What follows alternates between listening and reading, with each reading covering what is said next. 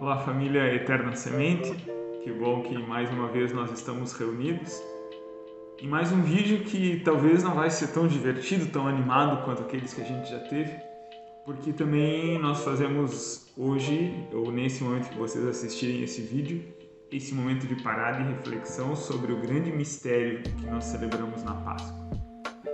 Nós vamos celebrar a morte, a ressurreição de Jesus, celebrar a presença desse Cristo que nos ama, mas para isso é preciso que a gente entenda como tudo isso aconteceu. Por isso, acompanha aí todo esse nosso pensamento, toda essa nossa lógica de construção, para a gente ver um pouquinho como tudo isso faz um sentido profundo na nossa vida daqueles que decidiram seguir Jesus Cristo e ouvir as suas palavras. Na sua história, vocês viram em vários dos encontros do Eterno o quanto Jesus se faz próximo das pessoas, né? Jesus quer conversar, Jesus cura, Jesus se aproxima, Jesus ouve. E a gente percebe que toda a vida de Jesus foi fazendo bem, foi querendo se aproximar, foi querendo se colocar junto com as pessoas.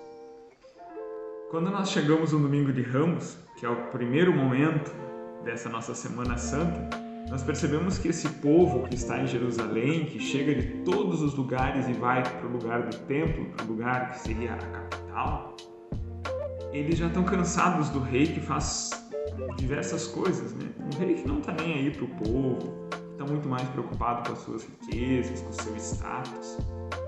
E as pessoas olham para Jesus como uma grande esperança de um outro reinado, um outro tipo de rei. Por isso aclamam Jesus com as palmas na mão, com as plantas, jogam os seus mantos e aquele homem entra em Jerusalém montado num burrinho.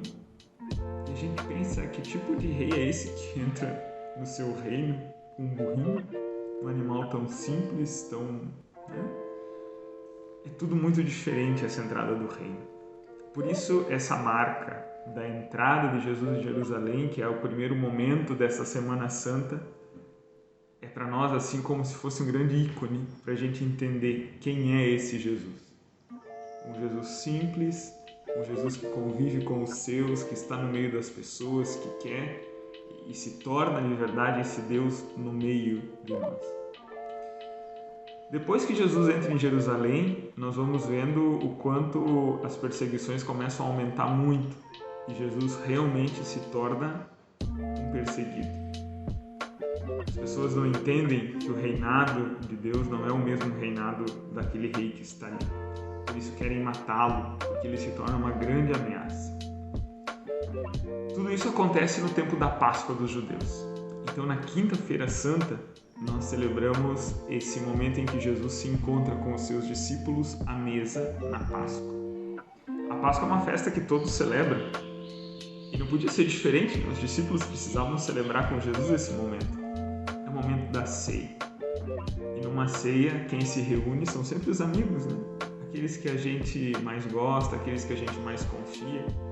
São esses que Jesus foi passando durante a vida e escolhendo, passando na beira da praia, chamando dentre a multidão, aqueles que iam se colocando, que Jesus chamou pelo nome para que estivessem, são os que estão ali na ceia.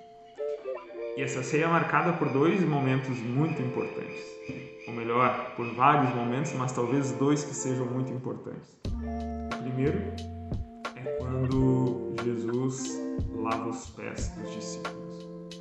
Normalmente quem lava os pés numa ceia é o escravo, é o empregado, é o responsável pela casa, mas ele que é o mestre lava os pés e deixa para os discípulos uma grande lição de humildade e de serviço.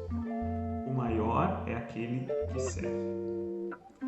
Logo em seguida, depois desse ritual de purificação, Jesus toma o pão e o vinho, que são os alimentos mais comuns, mais simples e que se repartiam em toda a ceia, toma, abençoa e divide entre os discípulos.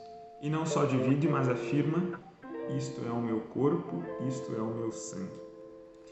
Essa que foi a primeira e a única missa que existiu, porque todas as outras são decorrência desta única missa que Jesus celebra.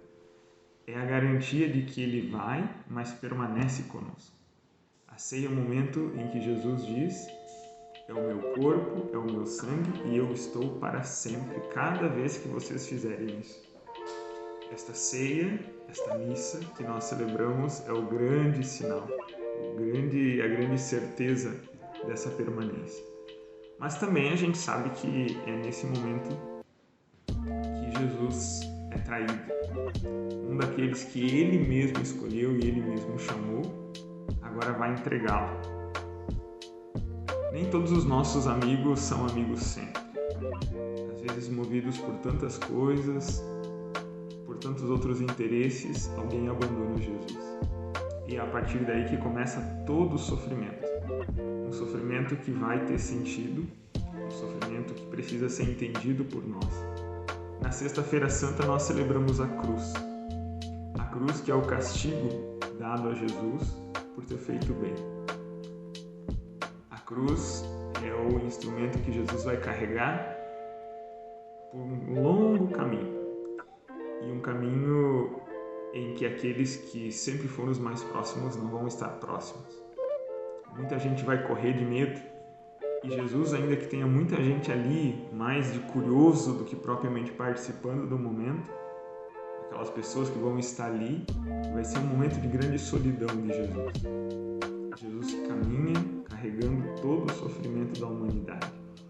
O sofrimento que ele carrega é o nosso sofrimento. Ele vive na carne aquilo que nós vivemos.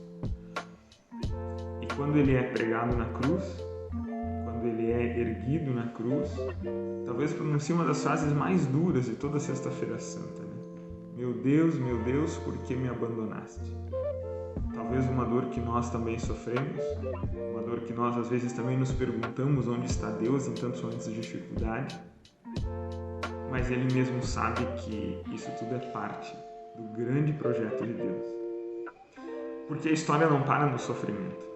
Quando nós chegamos no Sábado Santo, nós vemos e começamos a celebração na escuridão, acendendo fogo novo, um fogo que acende o círio e que entra na igreja, uma luz grande que ilumina tudo.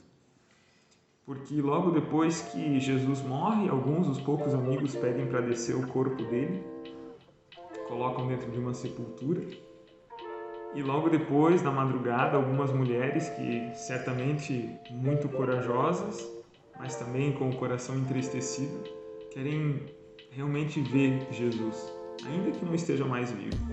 E quando elas chegam na sepultura, ele não está mais lá. Aquilo que poderia ser um desespero no primeiro momento, dizer, meu Deus, onde colocar o corpo, onde foi o corpo? É para elas o sinal de que tudo aquilo que ele havia feito agora se cumpria. Ele ressuscitou. Ele está no meio de nós. Ele vive para sempre. A Páscoa é essa certeza de que Jesus está conosco, de que Jesus está no nosso meio. A esperança que ele pregou, tudo que ele viveu, foi sempre um momento importante de nós nos darmos conta de que ele quis e quer estar conosco. Que essa ressurreição seja para nós um momento alto da nossa vida, que a gente possa entender todo esse mistério de Deus e que essa luz de Cristo brilhe para sempre na nossa vida.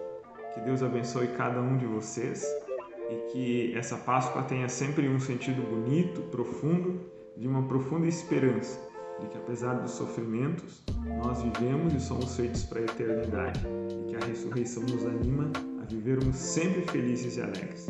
Deus abençoe a cada um.